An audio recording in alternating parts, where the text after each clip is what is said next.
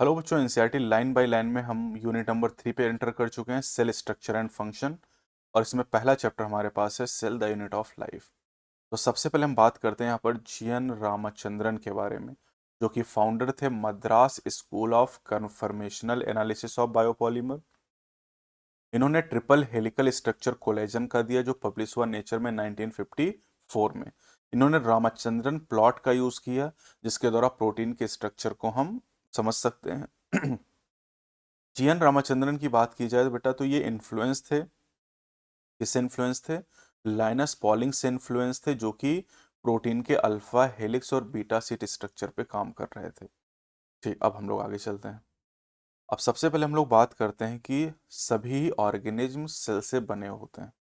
ठीक है, अब सबसे पहले लिविंग सेल को लिवेनहॉक के द्वारा देखा गया और डिस्क्राइब किया गया। रॉबर्ट ब्राउन ने 1831 में न्यूक्लियस की डिस्कवरी की।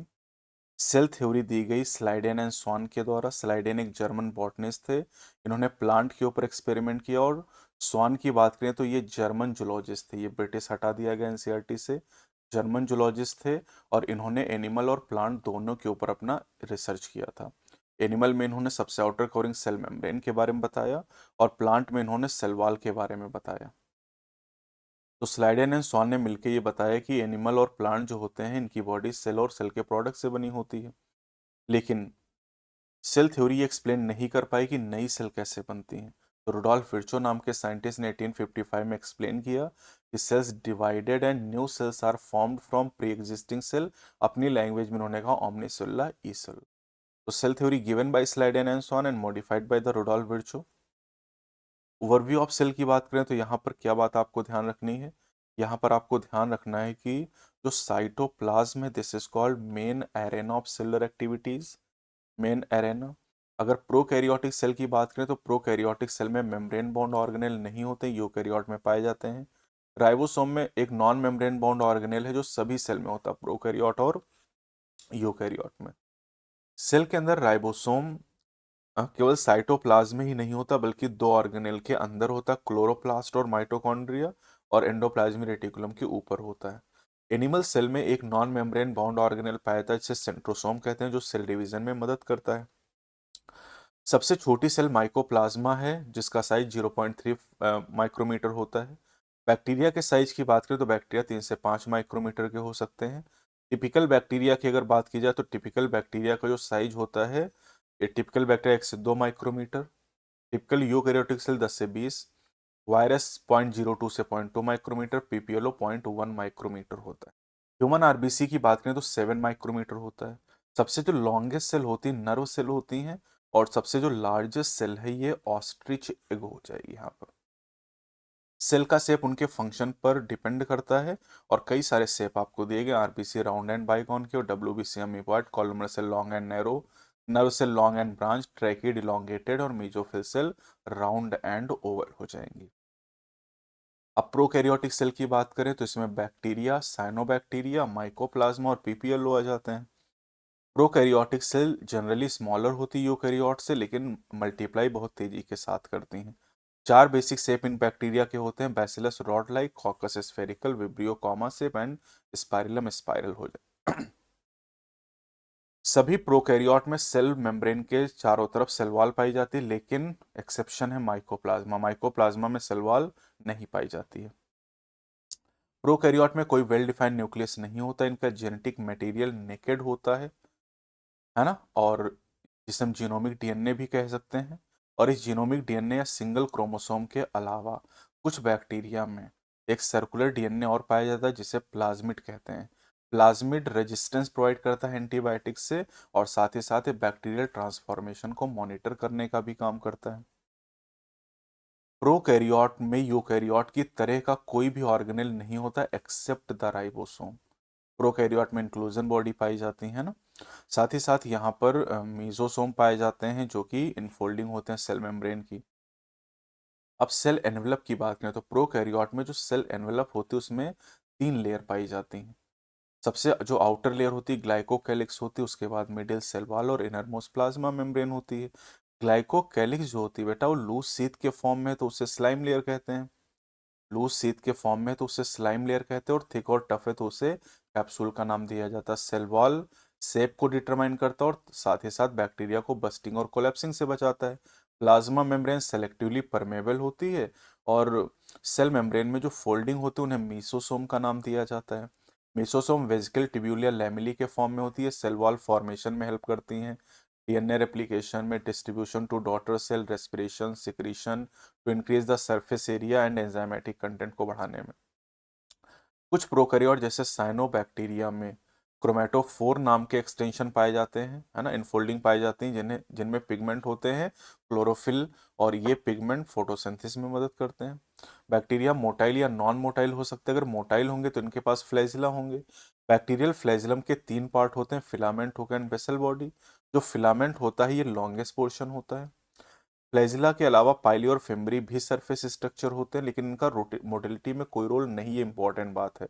पाइली इलोंगेटेड ट्यूबुलर होते हैं, फिम्बरी स्मॉल ब्रिसल लाइक होते हैं, और ये अटैचमेंट में मदद करते हैं बैक्टीरिया को रॉक्स से, इन स्ट्रीम एंड होस्ट टिश्यू से।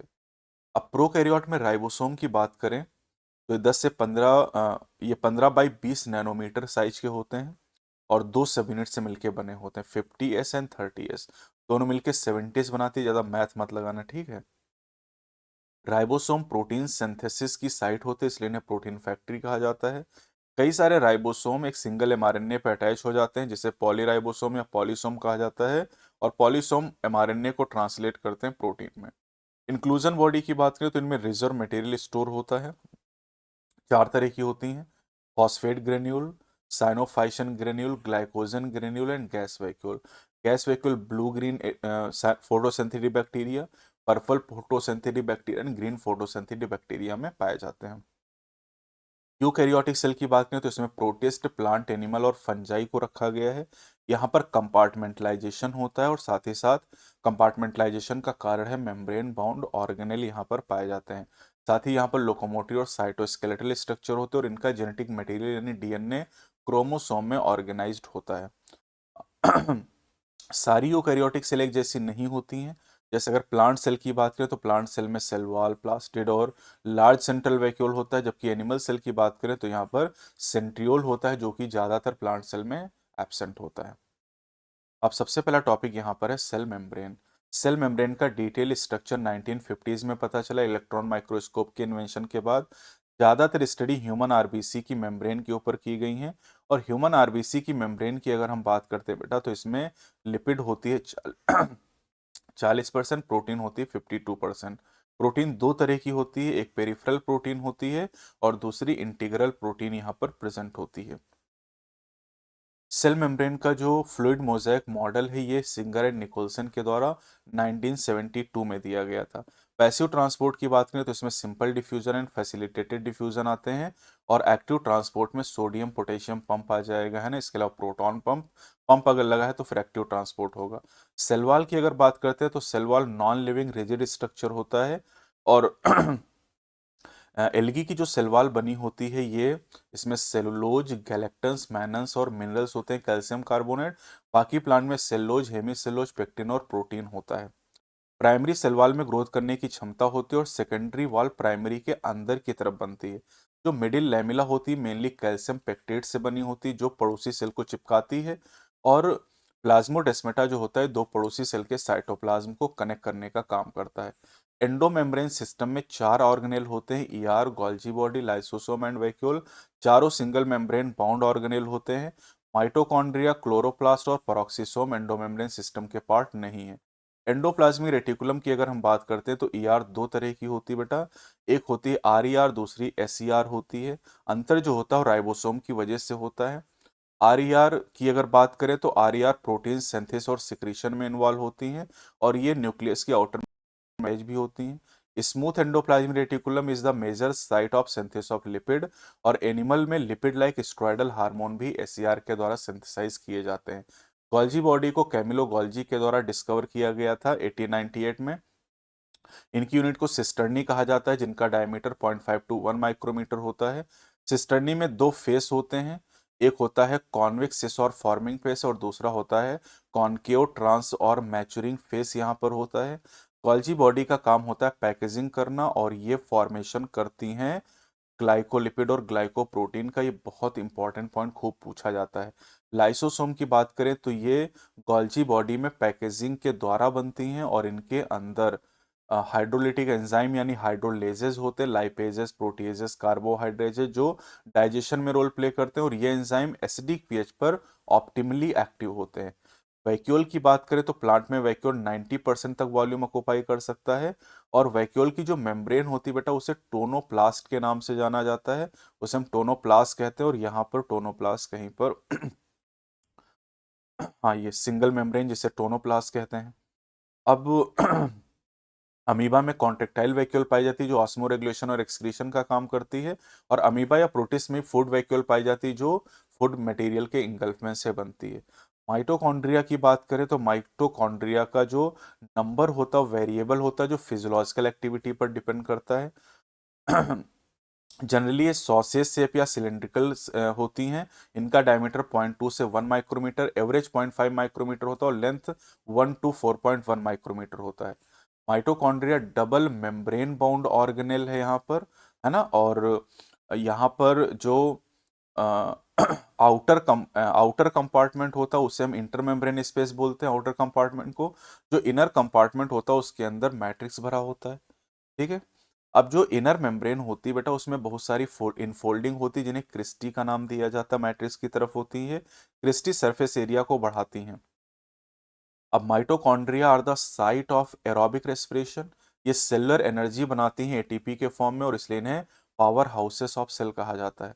मैट्रिक्स के अंदर single double standard circular DNA, कुछ आरएनए और राइबोसोम पाए जाते हैं 70s टाइप के, और यहाँ पर वो सभी कंपोनेंट होते हैं जो प्रोटीन बनाने के लिए जरूरी होते हैं। Mitochondria divide by fission, bacteria की तरह। प्लास्टिड की बात करें तो प्लास्टिड सभी प्लांट सेल और यूग्लिनॉइड में पाए जाते हैं। प्लास्टिड तीन तरह के होते हैं, chloroplast, chromoplast and leucoplast. Chloroplast में क्लोरोफिल एंड कैरोटीनॉइड पिगमेंट होते हैं जो फोटोसिंथेसिस के लिए जरूरी होते हैं। क्रोमोप्लास्ट में फैट सॉल्युबल कैरोटीनॉइड पिगमेंट जैसे कैरोटीन और जेंथोफिल पाए जाते हैं और प्लांट को येलो, ऑरेंज या रेड कलर देते हैं। ल्यूकोप्लास्ट जो होते हैं कलरलेस प्लास्टिड होते हैं जिनके अंदर स्टोर्ड न्यूट्रिएंट होते हैं। तीन तरह के होते हैं, माइलोप्लास्ट कार्बोहाइड्रेट स्टार्च को स्टोर करते हैं जैसे पोटैटो, इलायोप्लास्ट ऑयल को स्टोर करते हैं या फैट को, और जो एल्यूरोप्लास्ट होते हैं प्रोटीन को स्टोर करते हैं। अब क्लोरोप्लास्ट की बात करते हैं तो क्लोरोप्लास्ट का जो लेंथ है ये 5 से 10 माइक्रोमीटर, विद 2 से 4 माइक्रोमीटर होती है। नंबर क्लेमाइडोमोनास में एक होता है एक सेल के अंदर, और मीजोफिल सेल के अंदर 20 से 40 क्लोरोप्लास्ट हो सकते हैं। माइटोकॉन्ड्रिया की तरह क्लोरोप्लास्ट भी डबल मेम्ब्रेन बाउंड ऑर्गेनेल है, डबल मेम्ब्रेन बाउंड ऑर्गेनेल है, और जो इनर क्लोरोप्लास्ट मेम्ब्रेन है वो लेस परमेबल है as compare to the mitochondria. Space limited by the inner membrane of chloroplast is called stroma. Stroma के अंदर फ्लैटेंड मेम्ब्रेनस सैक होते हैं जिन्हें थाइलाकॉइड कहते हैं, और थाइलाकॉइड का जो स्टैक होता है उसे ग्रैनम के नाम से जाना जाता है। ग्रैनम या इंटरग्रेनल थाइलाकॉइड का नाम दिया जाता है। अब अलग अलग ग्रेना के जो थाइलाकॉइड होते हैं स्ट्रोमा लैमेली के द्वारा आपस में कनेक्टेड होते हैं, है ना। और थाइलाकॉइड के अंदर जो जगह होती है उसे ल्यूमेन का नाम दिया जाता है। स्ट्रोमा जो होता है this is the site of the dark reaction and grana is the site of light reaction.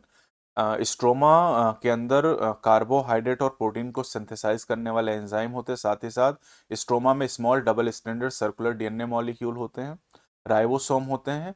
Chlorophyll pigment thylakoid के अंदर होते हैं, और जो राइबोसोम क्लोरोप्लास्ट में होते हैं 70s टाइप के होते हैं जबकि साइटोप्लाज्म में 80s टाइप के होते हैं। राइबोसोम को डिस्कवर किया गया जॉर्ज पैलेट के द्वारा 1953 में। ये आरएनए और प्रोटीन से बने हुए स्ट्रक्चर होते हैं और इन पे कोई मेम्ब्रेन नहीं पाई जाती है।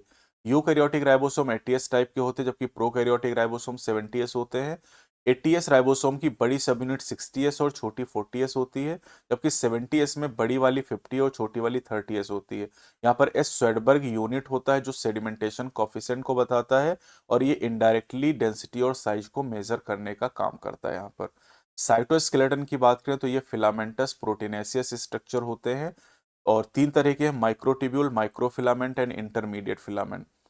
साइटोस्केलेटन की बात करें तो इनका काम है mechanical support, motility and maintenance of shape of cell, MMM आप याद कर लेंगे यहाँ पर। अगला टॉपिक है सिलिया एंड फ्लैजिला। सिलिया और फ्लैजिला जो होते हैं बेटा ये लोकोमोशन में रोल प्ले करते हैं। प्रोकैरियोटिक बैक्टीरिया में भी फ्लैजिला पाए जाते हैं लेकिन वो स्ट्रक्चरली यहाँ से डिफरेंट होते हैं। अब अगर हम सिलिया और फ्लैजिला का स्ट्रक्चर देखें तो इनमें ये कवर्ड होते हैं प्लाज्मा मेम्ब्रेन से, और इनके कोर को एक्सोनियम कहा जाता है ना। ये प्लाज्मा मेम्ब्रेन आपको दिखाई गई, जो सेंट्रल पोर्शन, उसे एक्सोनियम कहा जाता है, कोर कहा जाता है। और कोर के अंदर 20 माइक्रोट्यूब्यूल होते हैं, और ये माइक्रोट्यूब्यूल जो होते हैं ये पेरिफेरल और सेंट्रल दो पार्ट में अरेंज होते हैं। तो 9 डबलेट होते हैं पेरिफेरल वाले, और एक पेयर सेंट्रल माइक्रोट्यूब्यूल होता है। इस अरेंजमेंट को 9+2 कहा जाता है। 9 डबलेट मतलब 18 हो गए, और प्लस 2 सेंट्रल वाले हो गए, 20 हो जाएंगे टोटल। सेंट्रल ट्यूब्यूल आपस में ब्रिजेस के द्वारा कनेक्टेड होते हैं और सेंट्रल शीथ से इनक्लोज होते हैं। और जो सेंट्रल शीथ होती है ये पेरिफेरल डबलेट के किसी एक ट्यूब्यूल से कनेक्ट होती है रेडियल स्पोक के द्वारा, और इसलिए 9 रेडियल स्पोक हो जाएंगी। पेरिफेरल डबलेट आपस में इंटर कनेक्टेड होते हैं लिंकर के द्वारा। सिलिया और फ्लैजिला इमर्ज करते हैं सेंट्रियोल लाइक स्ट्रक्चर से, जिसे बेसल बॉडी कहते हैं। बेसल बॉडी को सेंट्रियोल बनाता है, और बेसल बॉडी को सेंट्रियोल बनाता है, और बेसल बॉडी से सिलिया फ्लैजिला बनते हैं। अब आते हैं सेंट्रोसोम एंड सेंट्रियोल। तो सेंट्रोसोम एक ऑर्गेनेल है जिसके अंदर दो सिलेंड्रिकल स्ट्रक्चर होते हैं जिन्हें सेंट्रियोल कहा जाता है। ठीक है। सेंट्रियोल का जो ऑर्गेनाइजेशन होता है कार्ट व्हील लाइक होता है, और यहाँ पर 9 इवनली स्पेस पेरिफेरल फाइब्रिल होते हैं ट्यूबुलिन प्रोटीन के। और यहाँ पर जो फाइब्रिल होते हैं वो ट्रिपलेट होते हैं, ट्रिपलेट होते हैं, और सेंटर में माइक्रोट्यूब्यूल एब्सेंट होते हैं, सेंटर में माइक्रोट्यूब्यूल एब्सेंट होते हैं, और इसीलिए इसे 9+0 अरेंजमेंट कहा जाता है। सेंट्रल पार्ट प्रोटीनेसियस होता है, उसे हब कहा जाता है, जो पेरिफेरल ट्रिपलेट से अटैच होता है रेडियल स्पोक के द्वारा। अब सेंट्रियोल बेसल बॉडी को बनाता है, बेसल बॉडी से सीलिया फ्लैजिला बनते हैं। साथ ही साथ सेंट्रियोल स्पिंडल फाइबर बनाता है, जो स्पिंडल एपरेटस बनाता है एनिमल सेल में सेल डिवीजन के समय। अगला टॉपिक है न्यूक्लियस। न्यूक्लियस को रॉबर्ट ब्राउन के द्वारा डिस्कवर किया गया 1831 में। क्रोमैटिन टर्म फ्लेमिंग के द्वारा दिया गया था, और न्यूक्लियस को के मटेरियल को बेसिक डाई से स्टेन किया जाता है। अब इंटरफेज न्यूक्लियस की बात करें। इंटरफेज न्यूक्लियस मतलब जब न्यूक्लियस डिवाइड नहीं कर रहा है, तो उस केस में सेल के अंदर क्रोमैटिन मिलेगा, है ना। न्यूक्लियोप्लाज्म मिलेगा, जिसे न्यूक्लियर मैट्रिक्स कहते हैं। वन और मोर स्फेरिकल बॉडीज न्यूक्लियोलाई यहाँ पर मिलेंगे। ठीक। अब nucleus double membrane bound structure है, जहां पर दोनों मेम्ब्रेन के बीच के स्पेस को पेरी न्यूक्लियर स्पेस बोलते हैं, जो कि 10 से 50 नैनोमीटर होता है। ये एक बैरियर का काम करता है। साथ ही साथ जो आउटर मेम्ब्रेन होती है न्यूक्लियस की, ये कंटिन्यूअस होती है एंडोप्लाज्मिक रेटिकुलम के साथ में, और साथ ही इस पे राइबोसोम भी पाए जाते हैं।